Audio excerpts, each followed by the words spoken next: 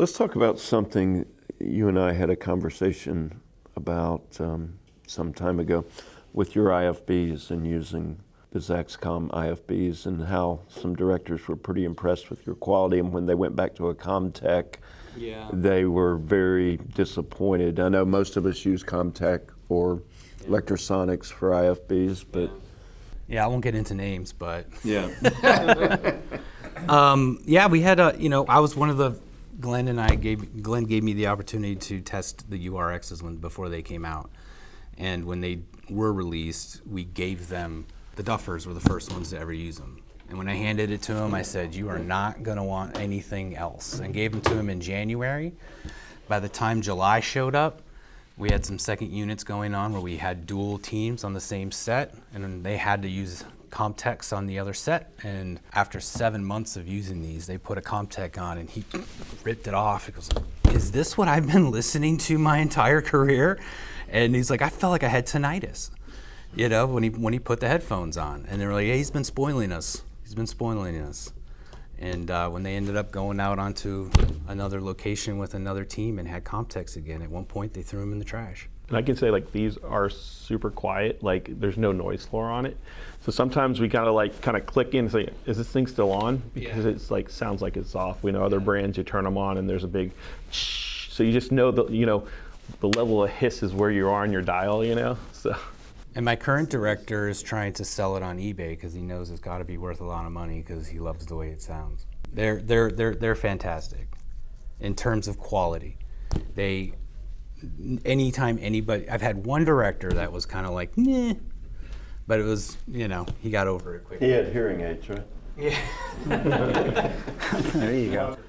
This is really like no other IFB receiver for many, many reasons. The first reason it has the quality it has is it's the same digital transmission as our wireless. So it's a lossless transmission. Wireless from other sources, or IFB from other sources, are all FM systems. So they're going to suffer from the distortion that FM has. Some of them have companders, some of them don't. But this would be a pure digital transmission, which is why the transmission is without noise. So that's the big advantage to the actual transmission. While we're talking about it, it actually has a display that allows you to read out what you're listening to. This one happens to say cart on it because the transmitter is quote unquote from the cart. They're also multi-channel, so that with this IFB system, which I believe is the only IFB system that'll do this, that you can actually program in all of the body pack transmitters. Yeah, Kevin can elaborate on that. Yeah. It's a helpful tool if a utility or me, as a boom operator, I still go and help wire. And if we're away from the cart, and it's just, without having to, hey, Whit, open up number 1, open up number 2, whatever. We can just dial it in here and it'll come right to our receivers, and it's just, sometimes you're in a base camp and you can just, okay, I got it, you're good, you're clean, good to go, and walk away. Definitely one of the biggest advantages. And that carries all the names also. That's right. Because we're on our track names, we're labeling them with the character names, and that carries over to this also. When you scan and deploy your frequencies, does it automatically update that information in the IFB, or do you have to manually go in and program that each day? In our workflow right this minute, because this is a new setup for us, we did one show with it, and just to see how we're going to use it, pretty much, if you're at a location a lot, you're not going to be changing things. We'll go in and go ahead and add all those frequencies in, or at least your main characters, But there is a process, a GUI that you can give limitations to each of your IFBs, where you can say, I'm going to give these, the director and the script supervisor IFB, we only want them to hear the mix track. So we can just lock out every other channel that we have.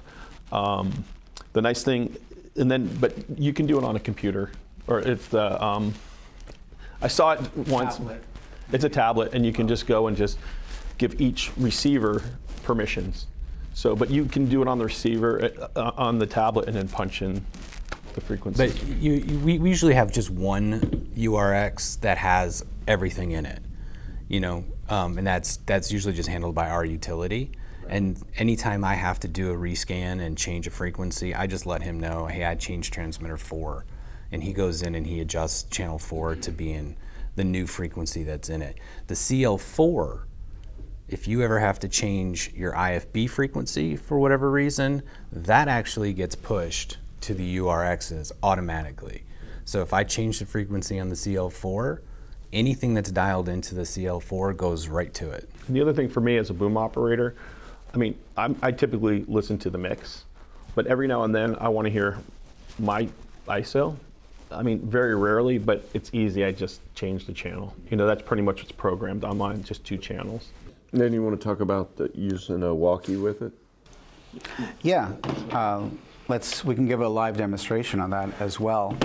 I just want to emphasize something Michael said, that when you do change the frequency on the camera link transmitter that talks to these, and it does push the frequency to all the URXs, imagine if you're on a big show and you've got 20, 30 receivers out there on people, you don't have to talk to anyone, you have to do anything, they'll just automatically switch, which is really, really a big deal. If you do have the GUI that we have, yes, all the permissions for these are controlled. Delay is controlled. We didn't talk about that. This IFB has built-in delay. So if you're giving it to a director who's primarily just looking at monitors, maybe with a couple frame delay, you can program that delay in remotely so that they're seeing the picture and sound in sync. Which without this kind of thing, you'd have to have a separate delay box, and then everyone on the show would be listening to a delayed feed as opposed from people getting what they need. So the big deal with this regarding walkie-talkies, can I have, yeah. Thank you. Too much gear. So basically, what we've done with this, I don't know, if you've been on set, you see a lot of people that have their headphones on basically pull off, yeah, that's fine, pull off the headphone because they want to listen to what's going on. Well, we integrated the walkie into this so that it just plugs in, and we have this, we call this the lanyard, and with this lanyard, you're able to have a push-to-talk. Hey, baby. So this walkie is transmitting because I'm activating its push-to-talk, and basically it's coming out of this guy over here, hey, and then when I talk back, it's actually mixing the audio in the pack, okay, to the headphones. So you can hear a mix of what's coming from the sound cart and what's coming from your communications, and there's routing, which is available for remote control from the GUI, or you can do it locally if you want to do it and then hand it off. But you can literally have any mix you want, so that, let's say, the program material from the show is left and right, but maybe the walkie is just going to be left. So they know, okay, that's the walkie. Kevin uses that every day. Yeah, so I mean, it's nice that you can set it up any way you want to set it up, but this is the only system that allows you a fusion of IFB audio and walkie communications. So a pretty nice feature of this, I would say. Well, since we're talking about comms, hand me that transmitter there. So, and I'm sure Michael might have used this before we did, but one of the things that we're always dealing with is comms and our IFBs for the 3 of us or 4 of us sometimes, and being able to talk to everyone. In the past, we've used the referee switches and stuff like that, and different push-to-talks, and a lot of them are very clunky when the push-to-talk, which I don't like hearing that in my ear. I don't think anyone else does either. But when we first started testing out and putting in the Zaxcom system, so we called up Glenn and said, Glenn, can you make one of the buttons on here a momentary push-to-talk? He goes, yeah, I'll get back to you in about 2 hours. And 2 hours later, we downloaded some software, and basically the up button now on... If you're on the main screen. Yeah, if you're on the main screen, for his transmitter and the utilities transmitter, if you push it once and hold it in, it's momentary. If you double click it, it'll open up the mic until you unclick it. So that was pretty awesome. And also what that means for us is we've got all these transmitters that are all the same model, all the same kind, and they use all the same batteries versus having different transmitters for this, different other transmitters for this. Now we're totally the same transmitter for everything, and also the same batteries, which is important. And now we're totally on all rechargeables. For our battery orders have like decreased incredibly, and thank goodness John Cyphers got out of Batteries Plus, so we don't have to worry about keeping him in business as much anymore. One of the cool things about the URX that we were able to take advantage of is the fact that you can do any transmitter as long as you're obviously all Zaxcom transmitters, and being able to tune in any transmitter allowed us on this new on this show that's coming out soon, Curse of Bridge Hollow. There's a creature that was a practical creature that had a pumpkin head. The guy was probably 6'7", and he had this huge robotic head on him that reacted to everything that was happening. Well, since it was all motorized, he couldn't hear the cues, so we were able to give him a URX with an in-ear headset and then a voice of God from our director that he cued him when to roar, he cued him when to turn, he cued him when to do whatever he needed to do without it blasting out on set. And that was all we did was tune in a transmitter, and he was able to do all his actions, which I thought was really, because it was basic. And then you just dialed in that particular URX to that particular frequency, so you didn't hear mix or anything? Nah, he just heard that voice of God. Yeah, instead of, doing an earwig, that would be Comtech, noise, hiss, whatever. He got a nice clean feed, and it was loud enough for him. And obviously he actually had to have the director you don't have to yell. And it worked really well. And that was what, and I actually have photos of that when I can't really release anything until it comes out, but I've been waiting for that. And it was kind of like, oh, hey, I got you. We can make this work. So Kevin, are you using the two-way to communicate, or the little transmitter to communicate to your mixer? I use the little transmitter. That's it? Yep. I use this just so I can, sometimes shoots are big and people are directing from behind monitors. Lately on the set it's been a boom operator and a dolly grip and a camera operator. That's it. And sometimes it's just me and the dolly operator because it's a remote head. Or we're using 50 and 75-foot techno cranes. I want to be in the loop because we are not the first person they're going to come and tell what's up. So, yeah, exactly. So we know when actors are arriving or leaving, and anyway. But it is something, pretty much, it's the workflow of the set. It's kind of dictating it on some of the shows. Some are a little easier or not, but, but this is this, and a little clip sits on one side, and this sits on the other. And the clip is made by Sound Guy Solutions. Yeah. Our friend. And I have a clip for this too. So. And well, as long as we're talking about clips, you want to show the clip for the pole? Yeah, anyone can go see it, but that's the rig that I normally use. And because these the ZMT4s they have different voltages, so I can run 48 volts right from there, and I don't just keep it on the head of the pole. Certain transmitters, other brands, I'll backload it just because of weight, and it's like you're more than welcome on a break to grab that and extend it 20 feet and feel how it is. It's so nice. Definitely one of the lighter transmitters. Yeah. Put on the end And of just the in pole. my workflow for battery changes, it'll go like 4 hours, 4.5 hours pretty comfortably. But when do we get snacks? every 3 hours, right, on set nowadays. So I just take that as, I'll just pop the battery out. It's just a reminder, you know, and I never have to worry about it. Lunch, I'll refresh, you know, so. Now, one of the things Mike and I discussed when I was moving over to this, that I don't know if you're aware of it, but a lot of our lavaliers, especially DPAs, they want the 5 volts. And I'm not sure all of them want 5 Yeah, volts. 5. Yeah. That was a discussion Well, we had. Yeah. most of them, yes. Most of them. But I'm not sure do all transmitters put out 5?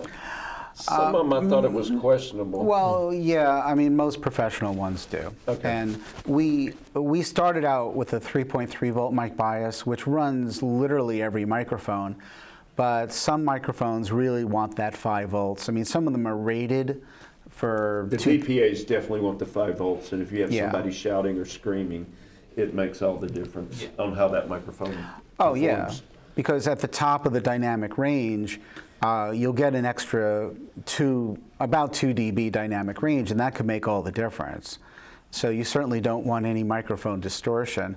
If I can, I'd just like to talk about the ZMT4 for a moment. Can I grab that? Thank you. So just because we're on it, you know, ZMT4, you know, obviously you see it's pretty much ridiculously small and ridiculously lightweight. But, you know, we did put a balanced input, so it operates balanced or unbalanced, so it'll work with any balanced microphone, boom style, plant mics, whatever you might want to use. But really, most importantly, this will give you up to 7 hours of runtime on a lav. I mean, it's certainly very important for you to get through lunch at least, and this handles getting through lunch in plus a couple hours, which is nice. Of course, I'm not speaking about every show, certainly, because I don't know how good or bad things are out there. But ZMT4, you know, when we went to make a small transmitter, because we started out with packs roughly this size, this is called the TRX LA. We're up to the LA5 now.